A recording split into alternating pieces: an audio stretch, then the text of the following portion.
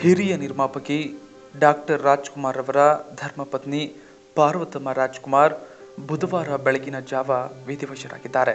ಇತ್ತೀಚಿನ ದಿನಗಳಲ್ಲಿ ತೀವ್ರ ಅನಾರೋಗ್ಯ, ಬಹು ಅಂಗಾಂಗ ವೈಫಲ್ಯಕ್ಕೆ ತುತ್ತಾಗಿದ್ದ ಪಾರ್ವತಮ್ಮ ರಾಜ್ಕುಮಾರ್ ಅವರನ್ನ ಹಲವು ವಾರಗಳಿಂದ ಎಂಎಸ್ ರಾಮಯ್ಯ ಆಸ್ಪತ್ರೆಗೆ ದಾಖಲಿಸಲಾಗಿತ್ತು. ಅಂದಹಾಗೆ ಪಾರ್ವತಮ್ಮನವರ ಪಾರ್ಥಿವ ಶರೀರವನ್ನ ಬೆಂಗಳೂರಿನ ಪೂರ್ಣ ಪ್ರಜ್ಞಾ ಮೈದಾನದಲ್ಲಿ ಸಾರ್ವಜನಿಕ ದರ್ಶನಕ್ಕೆ ಇರಿಸಲಾಗಿದೆ. ಇದಕ್ಕೂ ಮುನ್ನ ನಾರಾಯಣ ನೇತ್ರಾಲಯದಲ್ಲಿ ಪಾರ್ವತಮ್ಮನವರ ಕಣ್ಣನ್ನ ದಾನ ಮಾಡಲಾಯಿತು. ಇನ್ನು ವರನಟ ಡಾಕ್ಟರ್ ರಾಜ್ಕುಮಾರ್ ಅವರ ಯಶಸ್ಸಿನ ಹಾದಿಯಲ್ಲಿ ಅವರ ಬೆನ್ನೆಲುಬಾಗಿ ನಿಂತ ಗಟ್ಟಿಗಿತ್ತಿ ಪಾರ್ವತಮ್ಮ ಎಂಬುದು ಎಲ್ಲರಿಗೂ ತಿಳಿದಿರೋ ವಿಚಾರ.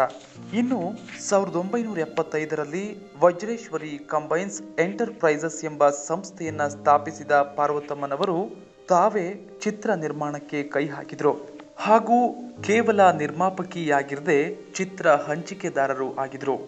ನಟಿಯರಾದ ಸುಧಾರಾಣಿ, ಮಾಲಾಶ್ರೀ, ಪ್ರೇಮ, ಅನು ಪ್ರಭಾಕರ್, ರಕ್ಷಿತಾ, ರಮ್ಯಾ ಇಂತಹ ಖ್ಯಾತ ನಟಿಯರನ್ನ ಪರಿಚಯಿಸಿದ್ದು ಪಾರ್ವತಮ್ಮ ರಾಜ್ಕುಮಾರ್.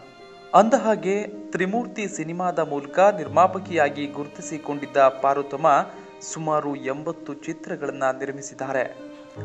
ಅಂದಹಾಗೆ ಗಟ್ಟಿಗಿತ್ತಿ ಮಹಿಳೆ ಎಂದೇ ಗುರುತಿಸಿಕೊಂಡಿದ್ದ ಡಾಕ್ಟರ್ ಪಾರ್ವತಮ್ಮನವರು ಭಾರತ ಲೋಕಕ್ಕೆ ಪಯಣ ಬೆಳೆಸಿರೋದ್ರಿಂದ ಚಿತ್ರರಂಗಕ್ಕೆ ಹಾಗೂ ರಾಜ್ಯದ ಜನತೆಗೆ ಅಪಾರ ನೋವನ್ನುಂಟು ಮಾಡಿದೆ.